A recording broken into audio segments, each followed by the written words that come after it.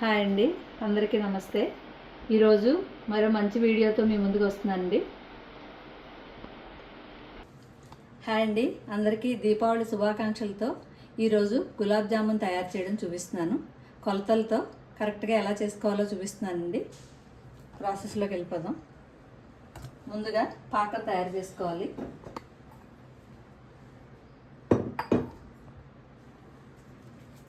నేను ఈ గ్లాస్ పొడితోటి గులాబ్ జామ్ తయారు చేస్తున్నానండి.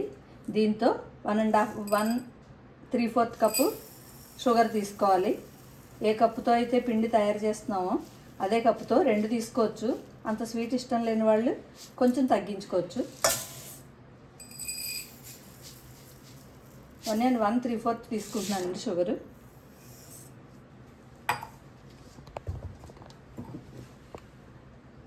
వన్ 3/4 కప్పే వాటర్ కూడా తీసుకుంటున్నాను.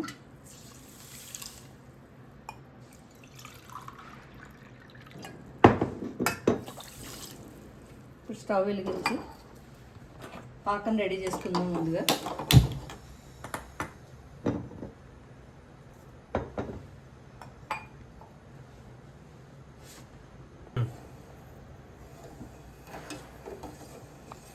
పంచదార పూర్తిగా కరగాలండి.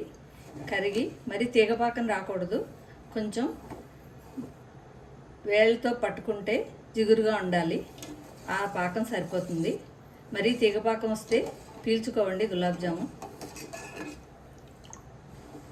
ముందుగా పాకం ప్రిపేర్ చేసుకుని పక్కన పెట్టుకోవాలి. ఇది కట్టుబడి పాకం ఇలాగా వేళ్ళకి ఇలా అతుక్కునిలా ఉంటే చాలండి. ఇది పక్కన దింపేసుకుని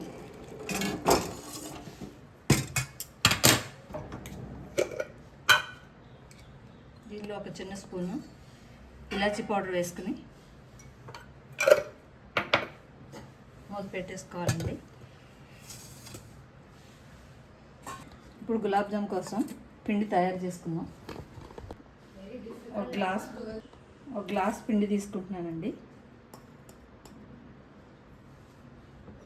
దీనికి 1/2 గ్లాస్ వరకు కొంచెం పాలు కొంచెం నీళ్ళు కలిపి మిక్స్ చేసుకోవాలి. ఇది పూర్తిగా పాలతో అయినా కలుపుకోవచ్చండి, వాటర్తో అయినా కలుపుకోవచ్చు. నేను కొంచెం వాటరు కొంచెం పాలు కలిపి 1/2 గ్లాస్ తీసుకున్నాను. పిండి మరి రఫ్గా కలపకూడదు, స్మూత్గా కలుపుకోవాలి. చపాతీ పిండి టైపులో దీన్ని కలపకూడదు.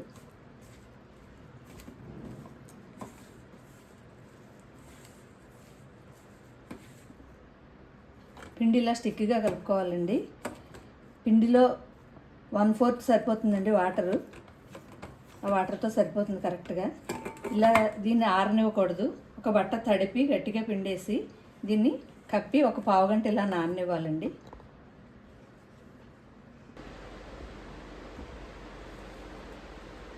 ఈ పిండి ఇప్పుడు కొంచెం సాఫ్ట్గా కలుపుకోవాలండి. కొంచెం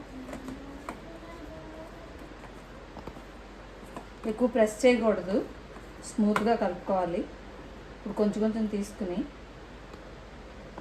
గట్టిగా ప్రెస్ చేస్తూ రౌండ్గా ఉండలు చేసుకోవాలండి.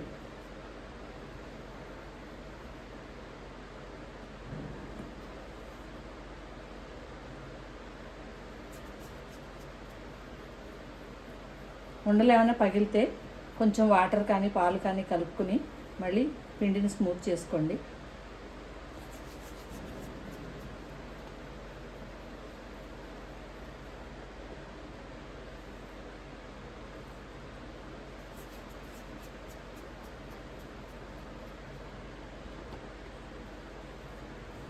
ఉండలు ఇలా రెడీ చేసుకుని తర్వాత కూడా క్లాత్తో ఇలా కప్పాలండి, ఆరిపోకూడదు. ఇప్పుడు ఆయిల్ హీట్ అయ్యాక ఆయిల్ ఎలా హీట్ అవ్వాలంటే వేయగానే లోపలికి వెళ్ళాలి, తర్వాత పైకి రావాలి హీట్ అయినట్టు. మరి ఎక్కువ హీట్లో వేయకూడదు, అలానే తక్కువ హీట్లో వేయకూడదు. కొంచెం తగ్గించి ఉండగా పెట్టుకుని వేసాక మీడియంలోకి మార్చుకోవాలి.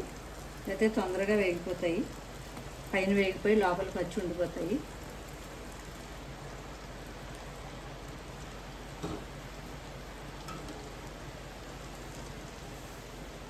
వేగిదాకా ఇలా ఆయిల్ కదుపుతూ వేయించుకోవాలండి ఫస్టే.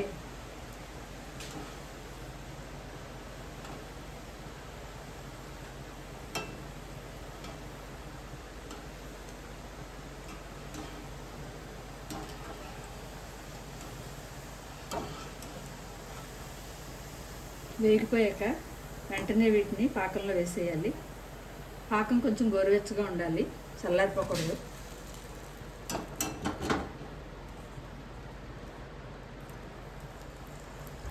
ఆయిల్ అంతా నిండి వరకు వేయకూడదు, 1/4 వేసుకుని మిగతాది గ్యాప్ ఉండాలి. ఇవి వేగుతుంటే ఆయిల్ కదుపుతూ ఉండాలి. ఇలా వేగే వరకు ఇలా కదుపుతూనే ఉండాలండి, అన్ని వైపులో ఈక్వల్గా వేగుతాయి.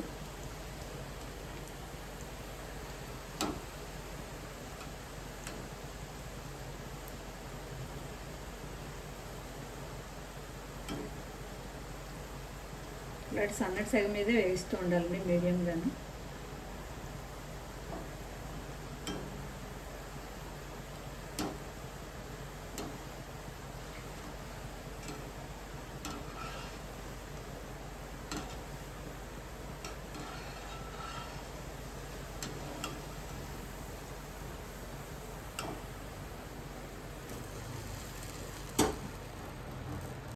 గులాబ్ జామ్ రెడీ అయిపోయిందండి. ఇది 2-3 అవర్స్ ఇలా పాకంలో నానాక అప్పుడు ఎయిర్ టైట్ బాక్స్లో తీసుకుని ఫ్రిడ్జ్లో స్టోర్ చేసుకోవచ్చు. ఒక 15 డేస్ వరకు బాగుంటాయండి ఇవి తినడానికి. Thank you.